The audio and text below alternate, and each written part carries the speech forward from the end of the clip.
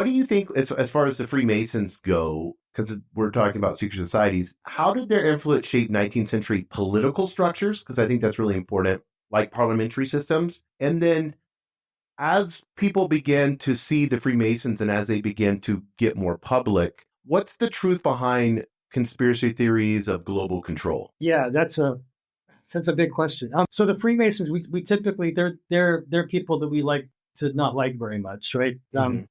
For very good reason, and given what they are now, I would place myself in opposition to their project.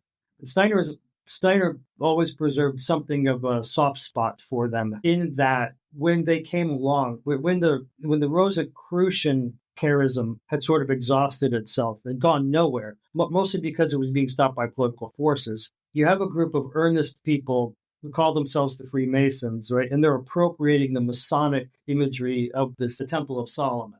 So I think, truly, earnestly, there were some really, really good people, and I would count a guy like George Washington among them, right? Who really thought, here's what the Freemasons thought they were doing, was shepherding the world through a time of materialism, preserving the deep core of spirit, and that they would, so then by producing governmental systems that fought against the corrupt church, which the Freemasons did, right? They fought against the corruption of not only the Catholic Church of the late Renaissance, but also the Reformation churches of Henry VIII. I mean, some of these were churches totally controlled by the state, and these were the ones that a lot of the founding fathers of America were trying to get away from. They were getting away from Protestant churches, not Catholic churches, right? So the Puritans, they didn't like the high Protestant churches either.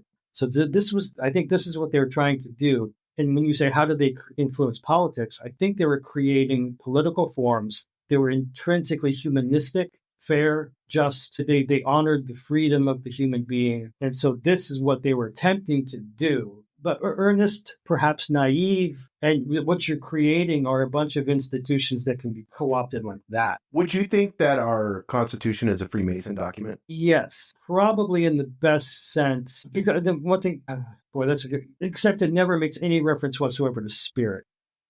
There's a point of like a creator, right?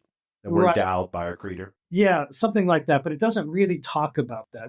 I think that the early Freemasons might have been actually pretty spiritual people, but driven, as Steiner tells us, by vengeance to restore the reputation of Hiram, the great architect who built the temple. So I mean, I'm a good patriotic guy. I served in the Navy and all that, kind of like you. You know how this goes. Yeah, Right? I was in the Marines, so there's no disclaimers here.